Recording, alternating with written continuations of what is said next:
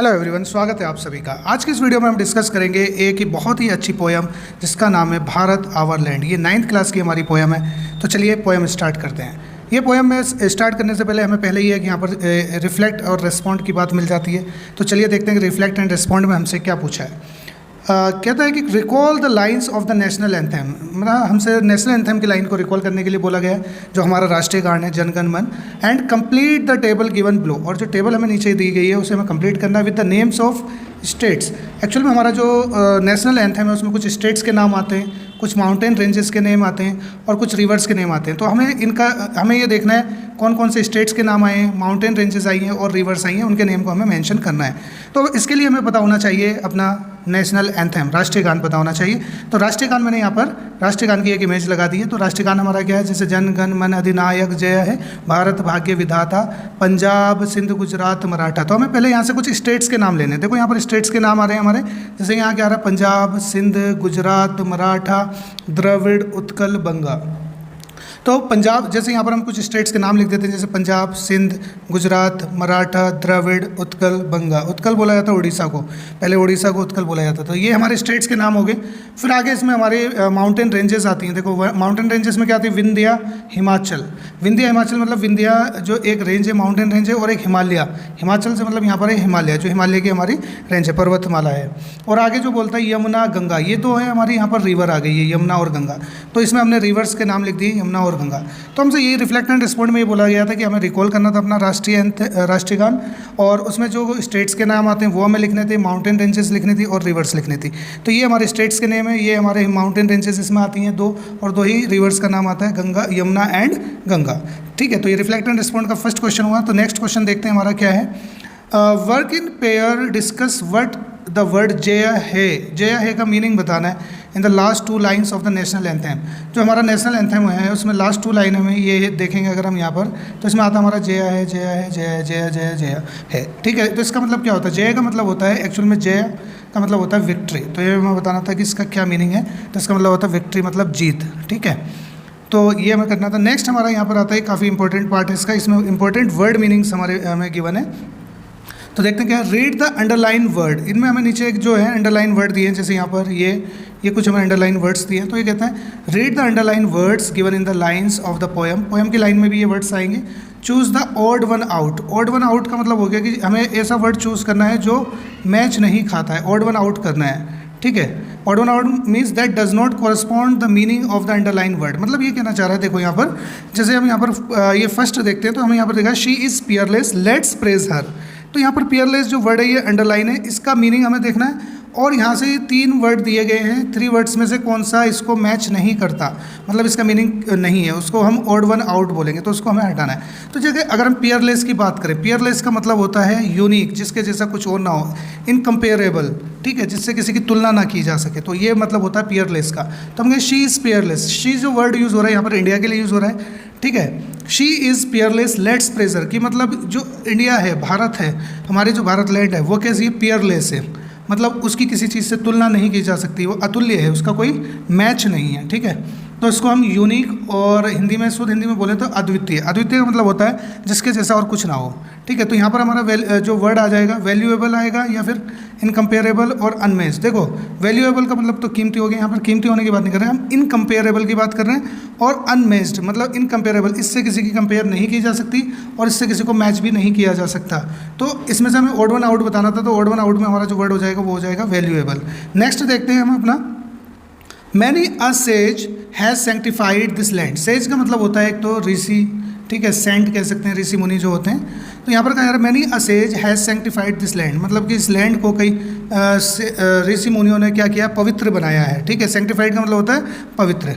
अब हमें ये बताना है कि सेंटिफाइड का मीनिंग, मतलब इसका ऑड वन आउट कौन सा है। सेंटिफाइड का मतलब प्योरीफाइड होता है। ठीक है, सेंटिफाइड का मतलब ब्लेस्ड भी यहाँ पर हम कह सकते हैं कि उन्होंने ब्लेस किया है, उसको आशीर्वाद दिया है, अच्छा बनाया है। तो यहाँ पे एप्लॉडेड नहीं होगा, एप्लॉडेड मतलब प्रशंसा, तारीफ करना, ये वर्ड नहीं होगा, तो हम यहाँ पर इसका ये लगा देंगे। नेक्स्ट वर्ड हम देखेंगे यहाँ पर, and here all auspicious things are found. Auspicious का मतलब होता है शुभ, और सभी शुभ चीज़ें कहाँ पाई जाती है, भारत में पाई जाती है। ये भी पोएम में हमारे डिस्कस होगा। तो ऑस्पिशियस का मतलब फॉर्चुनेट होता है, फैंटास्टिक नहीं होता, फेवरेबल भी होता है। तो इसका हमें ऑड वन आउट बताना था, तो वो हमारा हो जाएगा यहाँ से फैंटास्टिक, ये अब अलग वर्ड हो जाएगा। नेक्स्ट हमारे पास आता है कि ऑफ होअरी एंटिक्विटी इज़ भारत, मतलब कि भारत जो है इतना प्राचीन है। एंटिक्विटी और होअरी एंटिक्विटी मीन्स का मतलब होता है बहुत प्राचीन, बहुत ही पुराना। इस भारत मतलब कि जो हमारा भारत है बहुत ही ज़्यादा प्राचीन और पुराना है। तो एंशिएंट का मतलब भी पुराना होता है। रिसेंट पास्ट का मतलब होता है हाल ही में जो हुआ हो। टाइम इमेमोरियल का मतलब होता है कि मतलब कि ऐसे टाइम से जिसकी याद भी ना हो, मतलब जो जिसको रिकॉल करना भी मतलब डिफ़िकल्ट होता है, बहुत पुराना टाइम जो होता है तो उसको बोलते हैं। तो यहाँ से हमें ऑड वन आउट बताना था, तो इसमें रिसेंट पास्ट हो जाएगा। तो ये कुछ वर्ड्स हमारे पोएम में यूज़ होंगे। चलिए अब देखते हैं इस पोएम के बारे में। इस पोएम को स्टार्ट करने से पहले एक चीज़ और देख लेते हैं कि एक्चुअल में ये जो पोएम है ना एक ऑड है। ऑड का मतलब होता है जिसमें किसी चीज़ की तारीफ़ की जाती है, ठीक है। एक लिरिकल वे में होती है, जैसे कि लिरिक्स लिखे जाते हैं ना, सॉन्ग लिखा जाता है उस तरीके से, उसमें किसी चीज़ की तारीफ़ की जाती है। जैसे यहाँ पर हम देख भी सकते हैं, an ode is a lyrical poem. Ode जो होता है एक लिरिकल पोएम होती है that express the deep admiration, जिसमें काफ़ी तारीफ़ की जाती है, प्रशंसा की जाती है, प्रेज, रेफरेंस, रिस्पेक्ट की जाती है। किस किस की हो सकती है? किसी पर्सन की हो सकती है, प्लेस की हो सकती है, या किसी ऑब्जेक्ट की, या किसी आइडिया की भी हो सकती है, ठीक है। तो ये जो होता है ये ऑड होता है। तो इसी फॉर्म में जो है ये पोएम लिखी गई है, इसमें भारत की तारीफ़ की गई है, प्रशंसा की गई है। तो यहाँ पर देखो लिखा भी है रीड फॉर एप्रिशिएशन। चलिए तारीफ़ करते हैं हम भारत की, इसमें क्या क्या बोला गया है। देखो यहाँ से अब पोएम स्टार्ट होती है। The mighty Himavant is ours, there is no equal anywhere on the earth. ये कहा जा रहा है हिमावंत, जहाँ पर यहाँ पर जो बोला जा रहा है वो हिमालय के लिए बोला जा रहा है। जैसे यहाँ पर मैंने इमेज लगाई है, माइटी का मतलब होता है पावरफुल। पावरफुल हिमालय जो है वो हमारा है। There is no equal anywhere on the earth, और इसके बराबर इस अर्थ पर कुछ नहीं है इतना पावरफुल। तो यहाँ पर हिमालय की बात हो गई है। The generous Ganga is ours, हमारी जो गंगा है, जेनरस गंगा है, इज़ आर्स, ये भी हमारी है। Which other river can match her grace, और कौन सी ऐसी रिवर है जो इससे कंपेयर की जा सकती है। मतलब पॉइंट यहाँ पर ये कहना चाह रहे हैं कि हमारी जो गंगा है वो बहुत जेनरस है और किसी भी रिवर की इससे कंपेयर नहीं की जा सकती है, ठीक है। तो यहाँ पर ये जैसे हम देख सकते हैं कि रिवर जो हमारी गंगा है, ठीक है। नेक्स्ट यहाँ पर बोला the sacred Upanishad are ours. Sacred Upanishad, Upanishad होते हैं कि जो धार्मिक ग्रंथ है ना, तो ये उपनिषद जो है ये कहा जा रहा है कि सैक्रेड का मतलब होता है पवित्र। ये जो पवित्र उपनिषद हैं ये भी हमारे हैं। What scriptures else to name with them, वो कह रहे हैं कि इन स्क्रिप्चर मतलब ऐसा और कौन सा स्क्रिप्चर है जो इनके सामने आ सकता है, ठीक है। मतलब यहाँ पर भी बहुत बढ़ा चढ़ा के तारीफ़ की गई है। This sunny golden land is ours. फिर ये कहा जा रहा है कि पोइट कहते हैं कि ये जो सनी गोल्डन लैंड है ये भी हमारी है। जैसे यहाँ पर हम देख सकते हैं सनी गोल्डन लैंड, ठीक है। She is peerless, let's praise her. She is Peerless मतलब कि ये अद्वितीय है, इसकी मतलब इसके कोई मैच नहीं है, इसके जैसा कोई नहीं है। तो चलिए इसकी तारीफ़ करते हैं, लेट्स प्रेज हर, ठीक है।